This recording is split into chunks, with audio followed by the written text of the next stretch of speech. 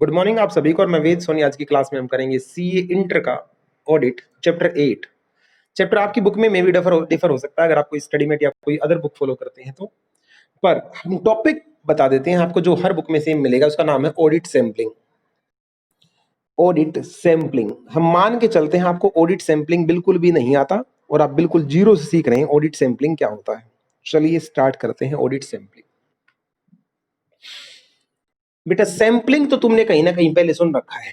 Sampling तुमने कहीं पहले सुन रखा है, लेकिन उससे पहले मैं तुम्हें थोड़ा सा हिस्ट्री में लेके जाना चाहूंगा। हिस्ट्री पुराने टाइम की अप्रोच को बोलते थे ट्रेडिशनल अप्रोच। Traditional approach. और जो आज के टाइम पे जो ऑडिट के अप्रोच उसको बोलते हैं रिस्क बेस्ड अप्रोच। सर ये हिस्ट्री में आप क्या पढ़ा रहे हैं? Approaches of audit. Approaches of audit. Audit की दो अप्रोच होती है बेटा, एक ट्रेडिशनल अप्रोच जो पुराने टाइम से चलती आ रही है, और एक आज के टाइम पे नई डेवलप हुई जिसका नाम है risk based approach. Risk based approach. Traditional approach क्या बोलती थी? कितना भी टाइम लग जाए, कितनी भी कॉस्ट लग जाए, ऑल ट्रांजैक्शन चेक करनी है, सारी ट्रांजैक्शन चेक करके एक भी गलती नहीं छोड़नी, सारी गलती पकड़नी है। ये अप्रोच रियलिस्टिक अप्रोच नहीं है बेटा। ये किसको कंसीडर नहीं करती? ये ना टाइम को कंसीडर करती है, ना कॉस्ट को कंसीडर करती है। क्या बोलती है? सारी ट्रांजैक्शन को चेक करो। ऐसा पॉसिबल ही नहीं है। इसलिए टाइम भी ज्यादा लगता था, कॉस्ट भी ज्यादा लगती थी, और सब कुछ करने के बाद भी मिस्टेक रह जाती थी। मिस्टेक रह जाती थी और यूजर्स को रिपोर्ट लेट मिलती थी। नए जमाने की नई अप्रोच, वो क्या बोलते हैं? सारा काम चेक मत करो, रिस्क बेस्ड अप्रोच लगा दो। मैंने कहा मतलब, कहता जिस अमाउंट में रिस्क ज्यादा उसको चेक कर लो यार, और जो छोटा मोटा पॉइंट है उसको इग्नोर कर दो। मैंने कहा कहना क्या चाहता है? कहता मैं कहता हूं यार आजकल की ऑडिट में हर बंदा सैंपलिंग यूज करता है। मैंने कहा पहले सैंपलिंग का मतलब तो बता क्या होता है। बोला सैंपलिंग का मतलब होता है चेकिंग करना। मैंने कहा ठीक, चेकिंग आपको अप्लाई करनी है लेस देन 100% पॉपुलेशन। 100% चेक ना करके उससे कम चेक करना ही सैंपलिंग कहलाता है। बेटा सैंपलिंग की एक छोटी सी डेफिनेशन है ये। सैंपलिंग का मतलब है ऑडिट प्रोसीजर या सैंपलिंग आपने अप्लाई किए हैं। सैंपलिंग आपने अप्लाई किया किस पे? Less than 100% of population. अब सवाल ये, पॉपुलेशन क्या होता है? Entire set of data. Entire set of data जो आपको चेक करना है उसको बोलते हैं पॉपुलेशन। सारा चेक ना करके कहीं कहीं से उठा उठा के कोई कुछ चेक कर लिया, कभी कुछ चेक कर लिया, कभी कुछ चेक कर लिया, उसको क्या बोलते हैं?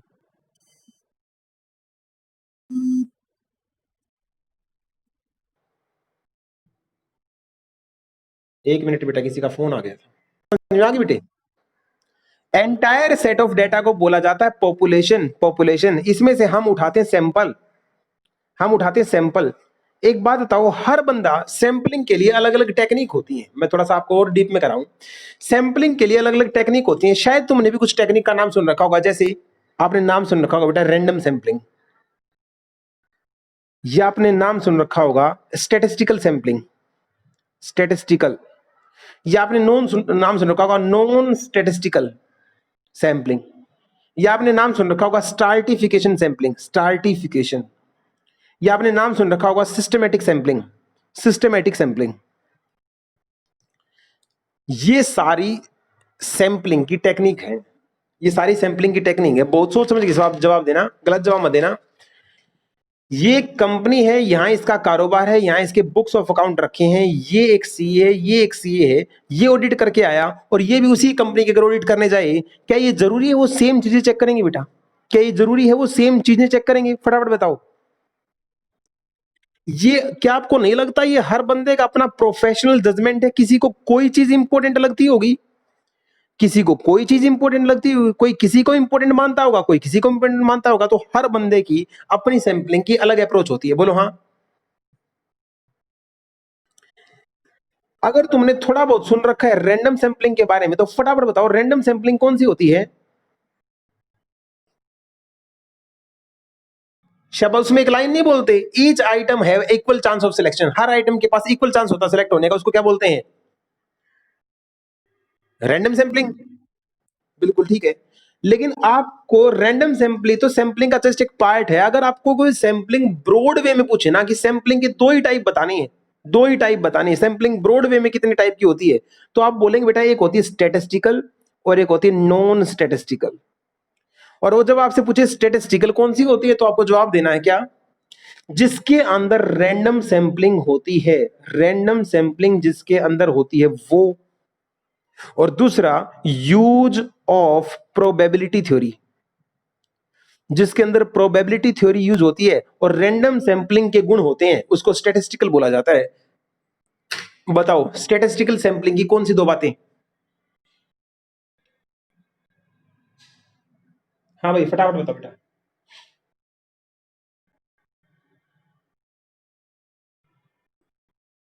स्टैटिस्टिकल सैंपलिंग की दो कैरेक्टरिस्टिक बताओ। और दूसरा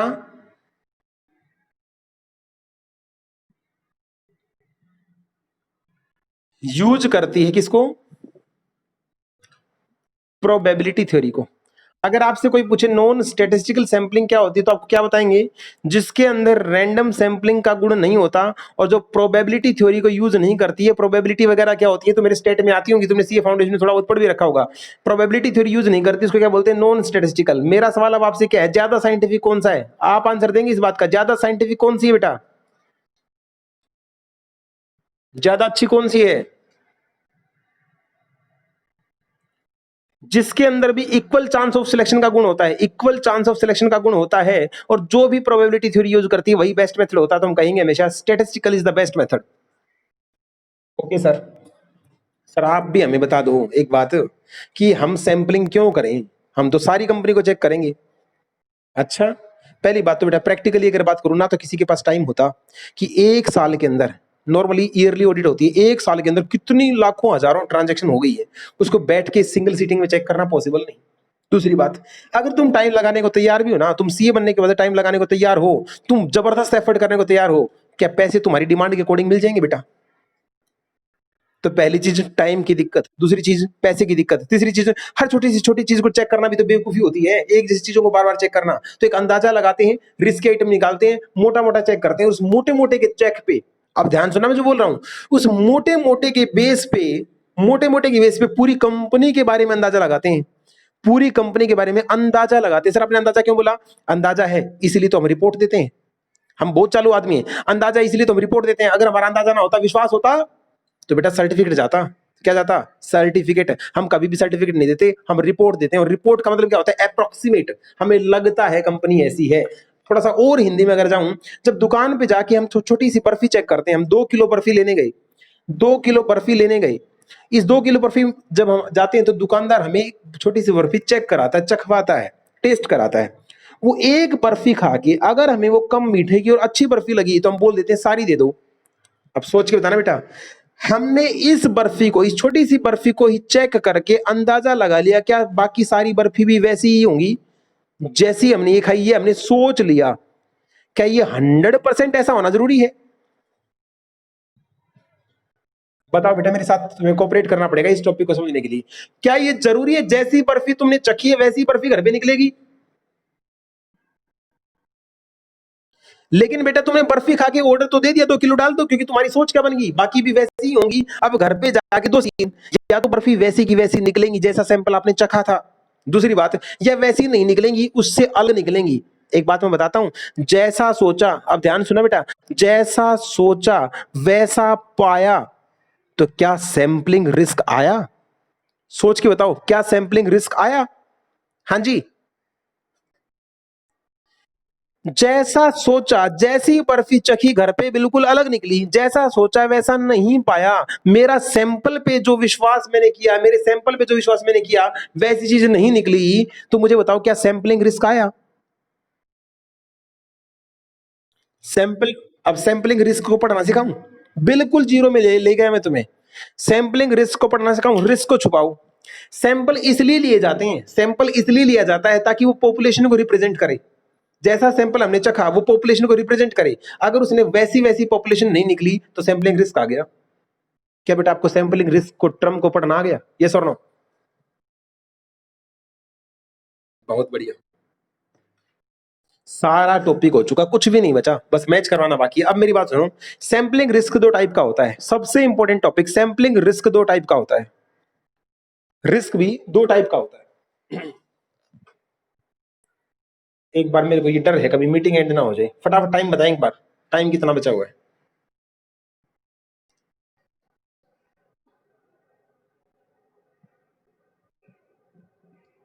जी फिर स्टार्ट है। सैम्पलिंग रिस्क हम सीख रहे हैं बेटा। सैम्पलिंग रिस्क क्या होता है? मैंने बर्फी का एग्जांपल देके तुम्हें समझाने का पूरा प्रयास किया। सैम्पलिंग रिस्क क्या होता है? सैम्पलिंग रिस्क ऑडिट में दो टाइप का होता है, जहां आप ओवर रिलायंस कर लेते हैं, ओवर रिलायंस ज्यादा भरोसा कर लेते हैं, या आप अंडर रिलायंस करते हैं। बहुत दिमाग लगाने का टॉपिक है बेटे, ध्यान समझना। जैसी चूक होगी टॉपिक समझ नहीं आएगा। Sampling risk over Reliance, under Reliance ज्यादा विश्वास करना, कम विश्वास करना। अब इसके दो पार्ट। आपने वहां पे जाते ही चेक तो दो ही चीज करनी होती बेटा, या तो आपने वहां पे कंट्रोल चेक करे, या वहां पे आपने ट्रांजैक्शन एंड बैलेंस चेक करी। ट्रांजैक्शन एंड बैलेंस को चेक करने को बोलते हैं test of detail, test of detail. और कंट्रोल चेक करने को क्या बोलते हैं? कंप्लायंस प्रोसीजर, मतलब टेस्ट ऑफ कंट्रोल। तो या तो आपने वहां पे चेक क्या करें? टेस्ट ऑफ कंट्रोल, या चेक क्या करें? टेस्ट ऑफ डिटेल, मतलब ट्रांजैक्शन एंड बैलेंसेस। अब देखो सैंपलिंग रिस्क कैसे आता है। वहां ढेर सारे कंट्रोल थे, सारे कंट्रोल चेक करने का टाइम तुम्हारे पास नहीं था। तुमने कोई गिनती के 3 या 4 कंट्रोल ही चेक करे। वहां पे 50 कंट्रोल लगे हुए, तुमने 3-4 कंट्रोल सैंपलिंग में चेक करे, और वो कंट्रोल बाय चांस सही मिले। क्या मिले? बिल्कुल सही, अप टू डेट। उसके बेस पे ही अंदाजा लगा के तुमने कह दिया यहाँ पे सारे कंट्रोल सही हैं। तुमने ज्यादा विश्वास कर लिया और तुमने बोल दिया यहाँ पे सारे बिल्कुल सही हैं, जबकि जबकि जबकि एक्चुअल में वैसा नहीं था, वैसा नहीं था। सेम चीज को यहां रिपीट करो। तुमने वहां जाके ट्रांजेक्शन चेक करी, वहां सेल परचेज की ट्रांजेक्शन थी, तो वहां 100 ट्रांजेक्शन थी मान लो। तुमने वहां 10 ट्रांजेक्शन चेक करी, बाय चांस 10 की 10 वही 10 जो तुमने चेक करी वह सही निकलाई। उसके ऊपर बेस होके तुमने बोल दिया यहाँ की सारी ट्रांजेक्शन सही हैं, जबकि जबकि एक्चुअल में ऐसा नहीं था। या तुमने क्या क्या गड़बड़ हो रही है पता है बेटा? जो 5-4 सैंपल तुमने लिए, बाय चांस वो सही निकला है, सही निकलते उनके बेस पे तुमने क्या बोल दिया? ज्यादा विश्वास कर लिया और तुमने क्या बोल दिया? सब ठीक है, जबकि एक्चुअल में ऐसा नहीं था। अंडर रिलायंस, अंडर रिलायंस फिर से दो पार्ट। या तो तुमने वहां पे कंट्रोल चेक करे, या वहां पे तुमने डिटेल चेक करी। डिटेल मतलब transaction and balances. Control check करे, 50 कंट्रोल लगे हुए थे, 3-4 कंट्रोल तुमने चेक किए, बाय चांस यही गलत थे, बाय चांस यही गलत थे, और तुमने क्या बोल दिया? दोबारा चेक करो, सब गलत है। तुमने सबको चेक करने के लिए बोल दिया और तुमने मान लिया ये सारे गलत हैं। डिटेल, तुम ट्रांजैक्शन एंड बैलेंस चेक कर रहे थे, तुमने 10 ट्रांजैक्शन चेक करी, बाय चांस जो तुमने चेक करी वही गलत निकलाई, और तुमने क्या बोल दिया? सारी ट्रांजैक्शन दोबारा से चेक करो। तुमने मान लिया यहाँ पे सारी क्या है? गलत है। मैं आपसे एक चीज पूछूं, अगर आपने बड़े ध्यान से सुना है तो, दोनों में से खतरनाक ये ज्यादा चीज है या ये ज्यादा चीज है बेटा? सोच के समझ के आंसर देना। दोनों में ज्यादा खतरनाक कौन सी चीज है? ओवर रिलायंस या अंडर रिलायंस बेटा?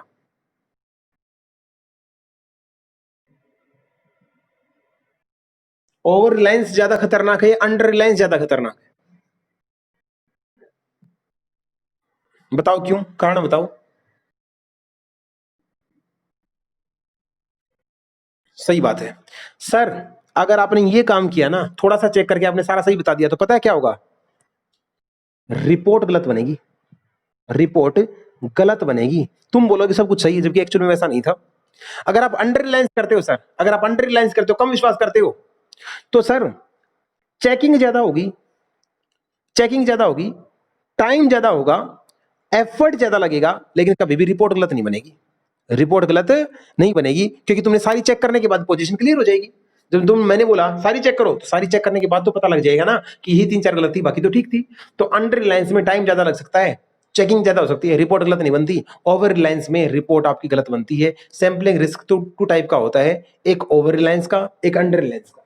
एक ओवर रिलायंस का, एक अंडर रिलायंस का। क्या आपको बेटा दोनों टॉपिक समझ में आ गए? पक्की बात। सबसे इंपॉर्टेंट और खतरनाक मामले थे सैम्पलिंग रिस्क के ये, जो बच्चे बोलते रहते हैं सर ये। अच्छा एक बात बताओ यार, मेरे को एक टॉपिक और बताओ। सैंपल तुमने गलत ले लिया, मतलब सैंपल पे तुमने गलत विश्वास किया, उसकी वजह से रिस्क आ गया, उसकी वजह से रिस्क आ गया, इसको तो तुम सैंपल रिस्क बोलोगे। ओके बात। दुकान पे जैसी बर्फी चखी थी, घर पे वैसी बर्फी नहीं निकली, सैंपलिंग रिस्क है, नो डाउट। तुमने सैंपल पे गलत विश्वास किया। लेकिन दुकान पे तुमने जैसी बर्फी चखी थी घर पे भी वैसी बर्फी थी, बस वहां गलती से तुम्हें बर्फ, घर आने के बाद इन बर्फी में कुछ तुमसे तुम्हारे से पानी, कोई धूल या मिट्टी कुछ गिर गई, और मिट्टी गिरने से मिट्टी गिरने से इन बाकी पॉपुलेशन का जो स्वाद है वो बिगड़ गया। मेरा तुमसे एक ही सवाल बेटा, क्या ये सैंपलिंग रिस्क है या नॉन सैंपलिंग रिस्क है?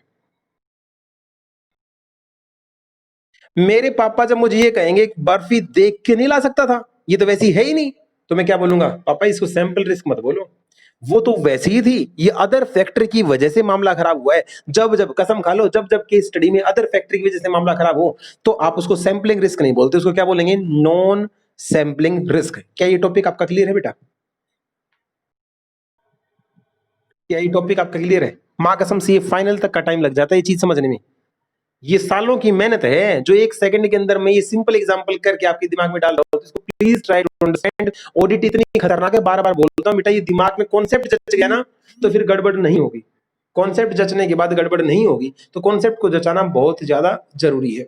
नेक्स्ट कॉन्सेप्ट, सैंपल को सिलेक्ट करने के कई सारे मेथड होते हैं। अब तो सिंपल सिंपल पॉइंट बेटा, सैंपल को सिलेक्ट करने के कई सारे मेथड होते हैं, जैसे सबसे पहले मेथड का नाम है रैंडम। फटाफट रैंडम की खास बात बताओ, जल्दी बोलो भाई, रैंडम की खास बात। Each item shall have equal chance of equal chance, जब सभी के पास सिलेक्ट होने का बराबर का अधिकार होता है उसको रैंडम सैंपलिंग बोलते हैं। हो गया ओवर। सर दूसरा बताओ, अगर पेपर में स्टार्टिफिकेशन आ जाए, क्या आपने नाम सुन रखा है बेटा, स्टार्टिफिकेशन? फटाफट बताएं, क्या आपने स्टार्टिफिकेशन कभी सुना हुआ है? स्टार्टिफिकेशन भी सैंपलिंग का एक टाइप है। इसके अंदर हम क्या करते हैं, अब मैं इसको प्रैक्टिकल एग्जांपल बना के समझाऊंगा। एक कंपनी के अंदर या स्टार्टिफिकेशन में बेटा हम पूरी पॉपुलेशन को, जितनी भी एंटायर पॉपुलेशन है उसको टुकड़ों में तोड़ लेते हैं, उसको ग्रुप में तोड़ लेते हैं, और हर ग्रुप को तोड़ने के बाद स्टार्टा बोलते हैं। क्या बोलते हैं? स्टार्टा, या बोलते हैं स्टार्टम। मतलब एंटायर पॉपुलेशन को टुकड़ों में तोड़ लेना ही क्या कहलाता है? स्टार्टिफिकेशन कहलाता है। और फिर हर टुकड़े से चेकिंग करनी है।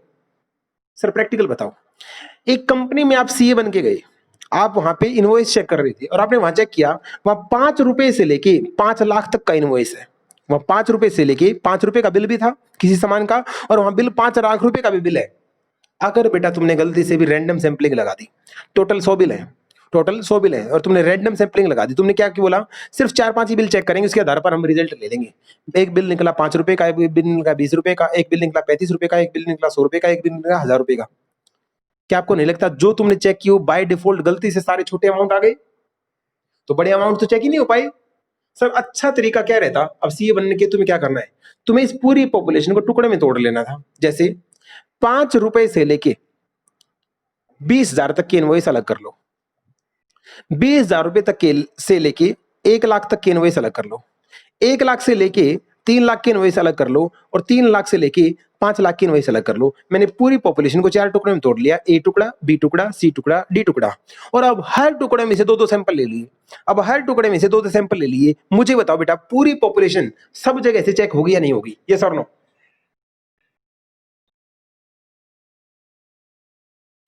एंटायर पॉपुलेशन को टुकड़ों में तोड़ के सब पॉपुलेशन बना लेना, इसको सब पॉपुलेशन भी बोलते हैं या टुकड़े भी बोलते हैं। ईच ग्रुप को स्टार्टा बोला जाता है। स्टार्टा इसलिए बोला जाता है, मैंने प्रैक्टिकल एग्जांपल देके बता दिया ताकि हर जगह से चेकिंग हो जाए। इसलिए रैंडम सैंपलिंग से ज्यादा अच्छी टेक्निक होती है स्टार्टिफिकेशन। पेपर में राइट शॉर्ट ऑन स्टार्टिफिकेशन कई बार आया है, तो इंपॉर्टेंट था, मैंने आपको समझा दिया। नेक्स्ट, नेक्स्ट टेक्निक है आपकी value weighted technique. Value weighted technique, ये टेक्निक बेटा जैसा नाम है सिर्फ एक चीज को तवज्जो दे दी, क्या? जिसका वेट ज्यादा हो, जिसकी वैल्यू ज्यादा हो, उसी को चेक करना है। अगर उसको तुमने छोड़ दिया तो तुम्हारी ऑडिट ही नहीं हो पाएगी। फॉर एग्जाम्पल मेरी दुकान की 1 लाख रुपए की सेल है, मेरी दुकान की 1 लाख रुपए की सेल है पूरे साल की। कस्टमर देखो कौन है, गर्वित लेता है साहब पूरे साल में 100 रुपए का सामान, गर्वित लेता है पूरे साल में 100 रुपए का सामान। करीना खान लेती है पूरे साल के अंदर 2900 रुपए का सामान, और कृतिका जो है वो पूरे साल में लेती है 97,000 रुपए का सामान। मुझे बता दो मेरी पॉपुलेशन में सबसे ज्यादा वेट किसका है? बोलो भाई। मेरी पॉपुलेशन को बनाने में, मेरी पॉपुलेशन को बना ही एक बंदे ने रख रखा है। ये वैल्यू वेटेड ट्रांजैक्शन बेटा, अगर इसको चेक नहीं करोगे तो फिर बाकी चेक करने का फायदा क्या है, क्योंकि ये तो कस्टमर हुए और बिना हुए बराबर थे। वैल्यू वेटेड टेक्निक बोलती है क्या, अगर आपके पास टाइम कम है और आप इफेक्टिव चेकिंग करना चाहते हैं तो आपको वैल्यू को वेट देना पड़ेगा, जिसकी सबसे ज्यादा वैल्यू होगी उस आइटम को पक्का चेक कर लो। छोटी मोटी वैल्यू में गलतियां रहती रहती हैं, इनको छोड़ दो। ऐसी टेक्निक को बोला जाता है वैल्यू वेटेड टेक्निक। क्या आप लोगों को समझ में आ गई? फटाफट बताओ बेटा, क्या समझ में आ गई? बहुत बढ़िया। नेक्स्ट टेक्निक का नाम है सिस्टमेटिक। सिस्टमेटिक सैंपलिंग क्या होती है? सिस्टमेटिक सैंपलिंग क्या होती है सर? अब ये बताओ। सिस्टमेटिक वो था स्ट्राटिफिकेशन, ये है सिस्टमेटिक। यहां पे जैसे बेटा तुम किसी कंपनी में गए, वहां तुम्हें बिल चेक करने हैं और तुमने ये टेक्निक लगाई, इसका मतलब पता है क्या? वहां पे 500 बिल थे, वहां पे 500 बिल थे। रैंडम सैंपलिंग में क्या होता है, तुम कहीं से कोई भी 4-5 बिल निकाल लेते। तुमने ऐसा नहीं किया, तुम सारे को चेक करना चाहते हो, तो तुमने क्या किया? जैसे मैंने बोल दिया बेटा हर 10वां चेक कर लो, एवरी 10th इनवॉइस। मुझे बताओ बेटा 10वें के बाद कौन सा इनवॉइस चेक करना तुम्हें? बोल के बताओ यार, 10वें के बाद कौन सा चेक करना है? हर 10वां, हर 10वां, 20वां, फिर 30वां, फिर 40वां। मुझे बताओ हर एक सैंपल के बीच में जो इंटरवल है, जो गैप है, वो बराबर है या नहीं है? सिस्टमेटिक टेक्निक क्लियर हो गई। जब आप एंटायर पॉपुलेशन में जो गैप रखते हैं और वो गैप बिल्कुल इक्वल रखते हैं, जैसे हर 10वां इनवॉइस चेक कर लो, हर 50वां इनवॉइस चेक कर लो। 50वां बोल दिया मैंने, हर 50वां बोल दिया तो 50 के बाद सीधा 100वां होगा, फिर 150, फिर 200, फिर 250, फिर 300, फिर 350, फिर 400, फिर 450, लास्ट में 500वां इनवॉइस चेक हो जाएगा। ये था मेरा सिस्टमेटिक सैंपलिंग। सर एक बात बताऊं, जो पहला इनवॉइस चेक होगा, जो पहला 10वां होगा या पहला 50वां होगा, ये कैसे होगा? ये रैंडम, ये रैंडम है। ये ऑडिटर कोई भी बोल सकता है, कोई भी उठा सकता है, हर 5वां भी बोल सकता है, हर 10वां भी बोल सकता है, हर 50वां भी बोल सकता है। इट मींस हम कह सकते हैं पहला सैंपल जो भी उठेगा वो तो उठेगा रैंडम, लेकिन उसके बाद जो गैप रहेगा वो रहेगा बिल्कुल फिक्स, इक्वल इंटरवल पे रहेगा। ऐसी टेक्निक को सिस्टमेटिक सैंपलिंग बोला जाता है। मुझे फटाफट बताओ, क्या ये टेक्निक आपको समझ आ गई बेटा?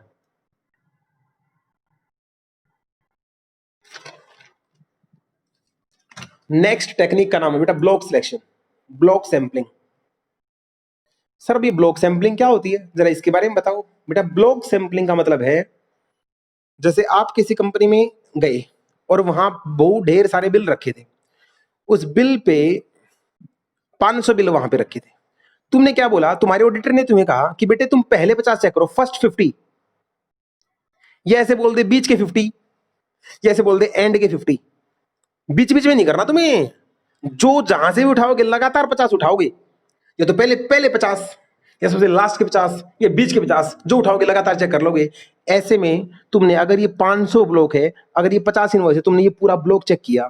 अगर लास्ट से देखे तो तुमने ये पूरा ब्लॉक चेक किया, अगर बीच से देखे तो तुमने पूरा ब्लॉक चेक किया। जब एक पॉपुलेशन में एक पूरा ब्लॉक को डिटेल चेक कर लिया जाता है, ऐसी सैंपलिंग को ब्लॉक सैंपलिंग बोलते हैं। क्या आपको ब्लॉक सैंपलिंग समझ में आ गया बेटे?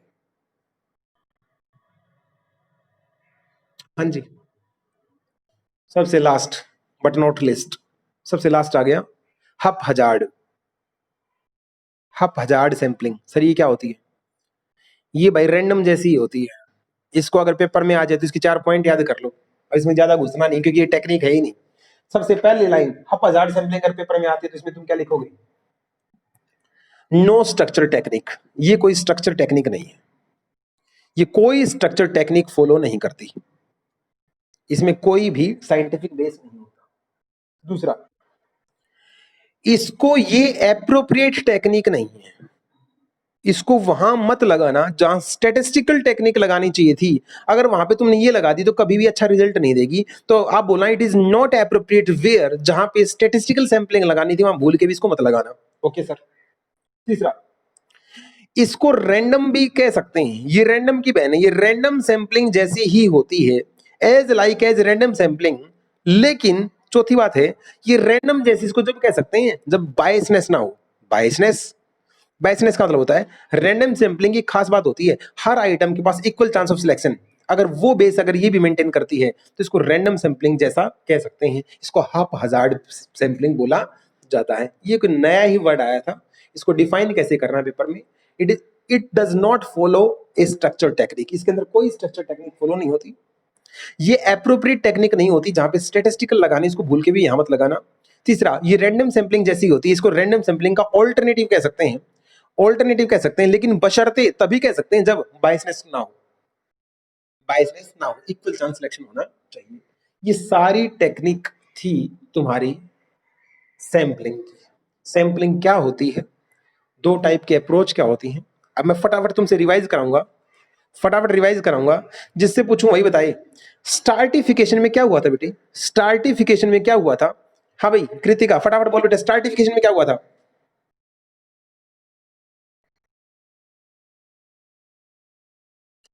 पूरी पॉपुलेशन को टुकड़ों में तोड़ के तुमने स्टार्टा बना लिया था और स्टार्टा में से चेक कर लिया था, ओवर। गरिमा फटाफट बता बेटा, ब्लॉक सिलेक्शन क्या था, ब्लॉक?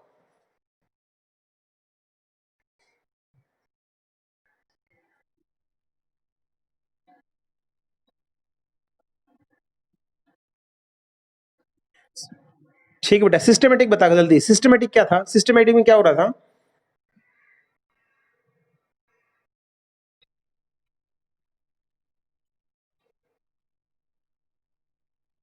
ठीक है बेटा, बहुत बढ़िया। स्टार्टिफिकेशन बता दिया, ब्लॉक हो गया, सिस्टमेटिक हो गया, एक और था, हप हजार्ड क्या है? आप जस्ट समझाया था, हप हजार्ड सैंपलिंग क्या है?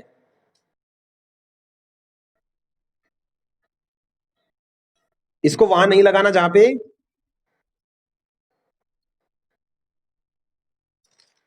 शाबाश। मुझे फटाफट बताओ, दो अप्रोच होती हैं, कौन सी होती हैं वो? ऑडिट करने की दो अप्रोच होती हैं, कौन सी? जो पुराने जमाने में चलती थी इसको क्या बोलते थे, और आजकल जो चलती है उसको क्या बोलते हैं? मुझे सैंपलिंग की डेफिनेशन बता सकते हो, सैंपलिंग क्या है? Apply the procedure to less than, किसे लेस देन? फटाफट बताओ, सैंपलिंग रिस्क क्या होता है और कितने टाइप का होता है? सैंपलिंग रिस्क कितने टाइप का?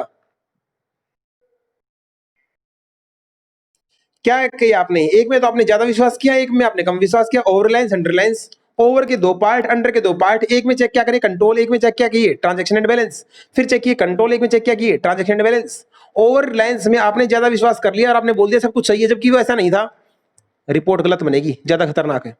अंडर रिलायंस में आपने कुछ चेक किया, आपने बोल दिया सब गलत है, दोबारा चेक करो, टाइम एफर्ट ज्यादा लगेगा लेकिन रिपोर्ट गलत नहीं बनेगी। सैंपलिंग रिस्क कितने टाइप का होता है मैं आपको समझा दिया, सैंपलिंग क्या होती है मैंने आपको समझा दिया, सारा टॉपिक आपको रिवाइज हो चुका है। फटाफट एक बार बुक उठा लो बेटा, जल्दी फटाफट बुक उठाओ, एट्थ टॉपिक, बुक उठाएं।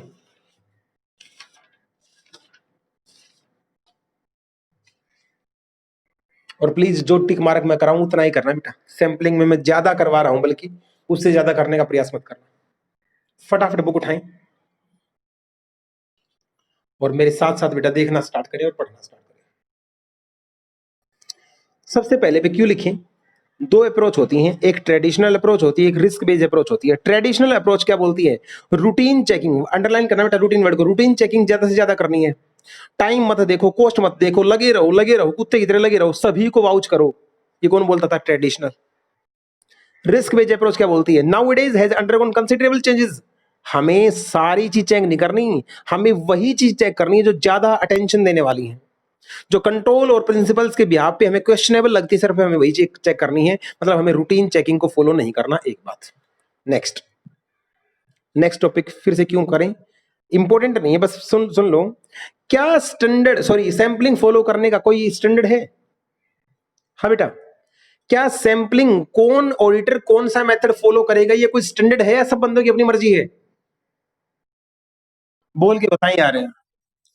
पहला, पहला पैराग्राफ में बेटा यहां आ जाएं आप, the extent of checking, bracket लगा लें, इस पे भी इंपॉर्टेंट मार्क कर दूं, क्वेश्चन आने का है, आरटीपी में दो बार आ लिया, क्या पता पेपर में आ जाए। कौन बंदा कितनी चेकिंग करेगा, it is a matter of professional judgement, इसको हाईलाइट करके आ जाना पेपर में। ये कोई ऑब्लिगेशन नहीं कि हर ऑडिटर एक जैसी सैंपलिंग टेक्निक फॉलो करेगा, इसका ना कोई गुड और रीजनेबल कोई स्टैंडर्ड है। तो एक नॉर्मली क्या स्टैंडर्ड है, हमें ऐसी सैंपलिंग टेक्निक लगानी चाहिए जिससे इक्वल चांस ऑफ सिलेक्शन हो। इसलिए इसलिए एक ही मेथड सबसे गुड मेथड माना गया है, क्या? स्टैटिस्टिकल थ्योरी सबसे बेस्ट और सबसे साइंटिफिक मेथड माना गया है, क्यों? ये आर्बिट्रेरी मेथड नहीं होता, ये प्रोबेबिलिटी थ्योरी यूज करता है। पहले दोनों पॉइंट कवर। नेक्स्ट, सैंपलिंग का मीनिंग बताओ, सैंपलिंग के ऊपर ऐसे लगता 530, रट लेना बेटा, सैंपलिंग ऐसे कौन सा 530। डेफिनेशन है अप्लाई करना ऑडिट प्रोसीजर को किसके ऊपर, less than 100% population, less than 100% population known as sampling. Definition over. उसके बाद पॉपुलेशन क्या होती है, एंटायर सेट ऑफ डेटा को बोलते हैं पॉपुलेशन। ओवर। जिस पॉपुलेशन से डेटा उठाओ वो कैसी होनी चाहिए, एप्रोप्रिएट होनी चाहिए, कंप्लीट होनी चाहिए, रिलायबल होना चाहिए, और एक और बोल देना यहां पे एक्यूरेट होनी चाहिए। ये 4 खासियत होनी चाहिए पॉपुलेशन से, अदरवाइज सैंपल गलत आएगा भाई। पॉपुलेशन सही होनी जरूरी है। टाइप ऑफ सैंपलिंग, पेपर में अगर आपसे टेक्निक नहीं पूछी है, टाइप पूछी है, तो सैंपलिंग के 2 टाइप आप बताएंगे मेजरली, एक तो स्टेटिस्टिकल, एक नॉन स्टेटिस्टिकल। ये मेथड नहीं है, मैंने टाइप बोले, टाइप का आंसर अलग देना है और मेथड का आंसर अलग देना है। स्टेटिस्टिकल में 2 बात, स्टेटिस्टिकल थ्योरी जो रैंडम को यूज करती है, और जिसमें प्रोबेबिलिटी थ्योरी यूज होती है, उसी को क्या बोलते हैं, स्टेटिस्टिकल थ्योरी बोलते हैं। सर इस थ्योरी के एडवांटेज बताना, ये ज्यादा ऑब्जेक्टिव है, ज्यादा डिफेंसिबल है, ज्यादा। अब देखो बेटा, इस यहाँ पे तुम कहाँ याद करोगे यार, लिखो इंपॉर्टेंट क्वेश्चन, मैं याद करवाता हूं। स्टेटिस्टिकल थ्योरी के सैंपलिंग के अगर एडवांटेज आ जाए तो पेपर में 4 मार्क्स के आएंगे, तो उनको कैसे याद करना, तरीका सीखो। यहां पे बेटा देखो, अगर किसी बंदे को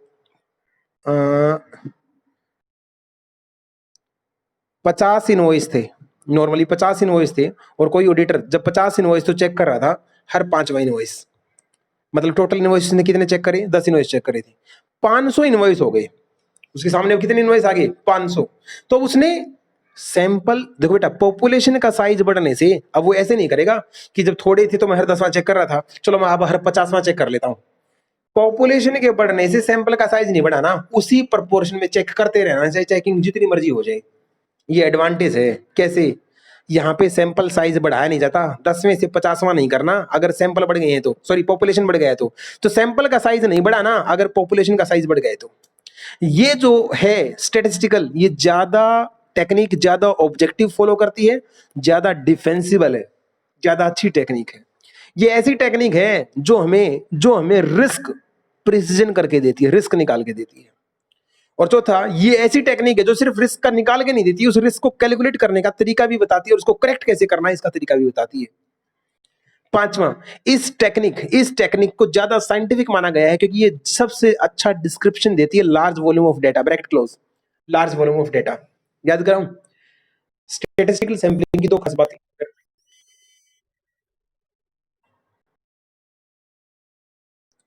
रैंडम सैंपलिंग और यूज करती है प्रोबेबिलिटी थ्योरी। एक फोन आया था बेटा, और वो ऐसा बंदा है मुझे बार बार फोन करेगा, मैंने एक बार तो उसका कट कर दिया है, दोबारा देखते हैं आता नहीं आता, खैर छोड़िएगा। स्टैटिस्टिकल सैंपलिंग 2 चीजें यूज करती है, एक रैंडम, एक प्रोबेबिलिटी थ्योरी। इसके मैंने 4 एडवांटेज बताई, कोई बच्चा बता सकता है क्लास में 4 एडवांटेज, कोई भी बच्चा बता दे जल्दी बेटा, टाइम नहीं हमारे पास। ज्यादा साइंटिफिक है, मोर ऑब्जेक्टिव, ज्यादा डिफेंसिबल है, न केवल रिस्क बताती है, रिस्क को कैलकुलेट करना भी सिखाती है और बेटर डिस्क्रिप्शन देती है। और मजे की बात, पॉपुलेशन बढ़ने से सैंपल का साइज नहीं बढ़ता, पॉपुलेशन बढ़ने से सैंपल का साइज नहीं बढ़ता। ओके। नॉन स्टैटिस्टिकल कौन सी होती है, स्टैटिस्टिकल का रिवर्स मार देना, जिसमें रैंडम सिलेक्शन नहीं होता, जिसके अंदर प्रोबेबिलिटी थ्योरी नहीं होती, उसको क्या बोलते हैं, non statistical. Over. Sampling risk क्या होता है, लिखो होमवर्क। सर होमवर्क क्यों, ये 2 बातें, ज्यादा विश्वास, कम विश्वास, कंट्रोल चेक करो, डिटेल चेक करो, पूरे समझा चुका हूं। होमवर्क लिखो यहाँ पे, होमवर्क लिखो। सर नॉन सैंपलिंग रिस्क आपने क्या बताया था, जो सैंपल की वजह से ना हो, जो सैंपल की वजह से ना हो उसको आप सैंपल का रिस्क कैसे कह दोगे। जैसे सैंपल तो सही था, तुमने ह्यूमन मिस्टेक कर दी, कोई तुमने ह्यूमन मिस्टेक कर दी, सैंपल का रिजल्ट तो सही आया था लेकिन तुमने गलती से उसको गलत इंटरप्रेट कर लिया। सैंपल तो सही आना था, तुमने मेथड गलत लगा दिया। सैंपल तो सही आता, तुमने गलत इंफॉर्मेशन पे भरोसा कर लिया। जब तुम गलती कर रहे हो तो सैंपल का नुकसान थोड़ी ना कह सकते हो। तो जो सैंपल का नुकसान नहीं होता उसको कभी भी सैंपलिंग रिस्क मत बोलना, वो कहलाएगा non sampling risk. Okay sir. ऐसे 530 सैंपल डिजाइन का टॉपिक इग्नोर करके सीधा स्टार्टिफिकेशन पे आना, यहाँ पे क्यू मार्क करना, क्यू स्ट्रैटिफिकेशन क्या होता है बेटा, याद करवा चुका हूं, डिवाइड करते हैं पॉपुलेशन को सब पॉपुलेशन के अंदर, और जितने सब पॉपुलेशन बनते हैं उनको स्टार्टा बोला जाता है। Each group is called strata. Strata बना के दिखा रखे हैं, 1 लाख तक के वाउचर अलग कर लिए, 25,000 से 1 लाख तक के अलग कर दिया, 25,000 तक के अलग कर लिया, हर पॉपुलेशन में से वाउचर उठा लिया। क्या बोलते हैं, स्ट्रैटिफिकेशन। क्या मैं करवा चुका हूं बेटा, फटाफट बताओ भाई। क्या मैं वैल्यू वेटेड करवा चुका हूं? इसको जो मोस्ट इंपोर्टेंट लिख रखा है ना, उसको 1 मिनट पे होल्ड पे रखो, 1 मिनट होल्ड पे रखो। क्या मैं रैंडम सिलेक्शन करवा चुका हूं? रैंडम। क्या मैंने सिस्टमेटिक सैंपलिंग करवाया था? सिस्टमेटिक। मॉनिटरी के आगे लिखो वैल्यूएटेड, ये अलग नहीं है, इसको वैल्यूएटेड लिख लेना। अंदर लिख भी रखा है वैल्यूएटेड होता है, तो ये अलग नहीं है, वो पीछे पढ़ लेंगे। हप हजार्ड, जिसमें कोई स्ट्रक्चर टेक्निक फॉलो नहीं होती, ये वहां मत लगाना जहां स्टेट यूज होता हो। इसको रैंडम का ऑल्टरनेटिव कह सकते हैं, बशर्ते इसके अंदर क्या नहीं होना चाहिए, बायस नहीं होना चाहिए। ब्लॉक सिलेक्शन में करा चुका हूं, सब मैं करा चुका। एक चीज मैंने नहीं कराई, एक चीज मैंने नहीं कराई। ये इतना टेक्निकल एनालिसिस है बेटा, इतना टेक्निकल है कि हर बच्चा गलत करता है। अगर मैं इसको आज होमवर्क दे दूं तो कसम से तुम कल को इसको गलत इंटरप्रेट कर ही पाओगे, ये गारंटी है। लेकिन हमारे पास टाइम कम है, तो मैं पहले इसको समझा ही देता हूं ये मसला क्या है। इस मसले पे ध्यान दे दो तुम, फिर हमारा टॉपिक ओवर हो जाएगा। क्या रह जाएगा, एक पेज रह जाएगा, इसको फिर हम नेक्स्ट में कवर करेंगे, क्योंकि मैं ये इसकी क्लास भी लेनी है। एक पेज रह जाएगा बस, मिसलेनियस है, कोई खास बात नहीं है, और टॉपिक क्या हो जाएगा, खत्म। तुम्हारा 8वां चैप्टर पूरा हो जाएगा, 7वां सॉरी। लेकिन इसको समझ लो, ये नहीं समझा तो फिर समझ में नहीं आएगा। मैं सैंपल ज्यादा लूं, अब ध्यान सुनना बेटा, सबसे टेक्निकल बात है। मैं सैंपल ज्यादा लूं या सैंपल कम लूं, ये डिपेंड करता है कुछ चीजों पे। या तो मैं चेक करता हूं कंट्रोल, या मैं चेक करता हूं टेस्ट ऑफ डिटेल।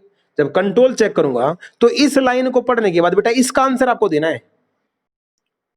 आप इंटरप्रिटेशन जारी रखना मेरे साथ साथ, मैं लाइन पढ़ूंगा, आप बताना फिर ये क्या लिख रखा है। An increase in the extent to which the auditor risk assessment take into account relevant control, आगे लिख रखा इंक्रीज। बेटा किसी बच्चे के दिमाग में थोड़ा बहुत घुसा तो प्लीज जल्दी बताना, एक दूसरे की वेट मत करना। जिसको भी समझ में आया फर्स्ट पॉइंट या सेकंड पॉइंट, वो मुझे बताओ इसका क्या मतलब है।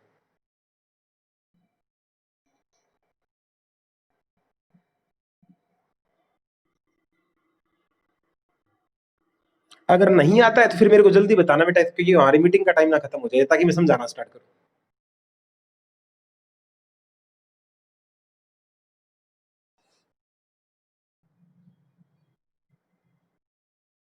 मैं बताऊं बेटा या आप बता रहे हैं, जल्दी बताओ बेटा, टाइम वेस्ट मत करो।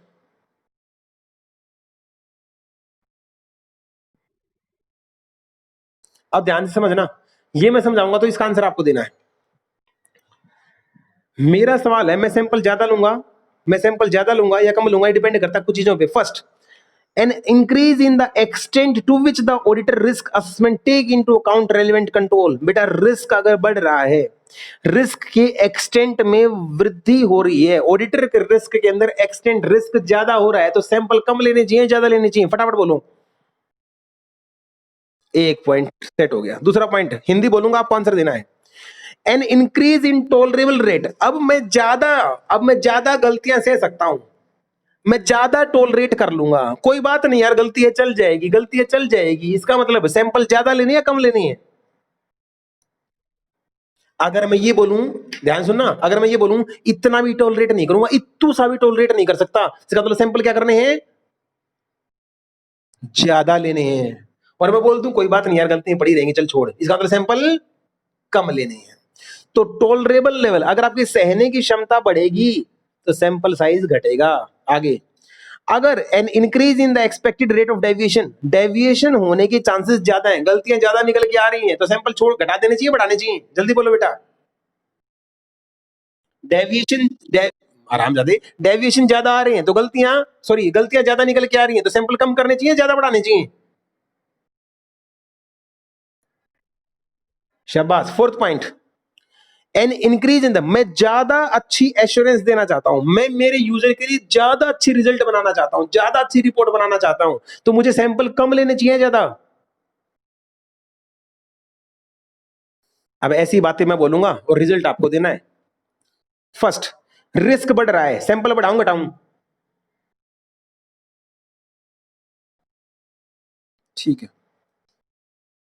दूसरा पॉइंट ध्यान सुनना, किसी आइटम के ऊपर, किसी आइटम की ऑलरेडी मैं डिटेल चेकिंग कर चुका हूं, ऑलरेडी मैं डिटेल चेकिंग कर चुका हूं, तो उसके ऊपर सैंपल ज्यादा लगाने या कम लगाने की जरूरत पड़ेगी?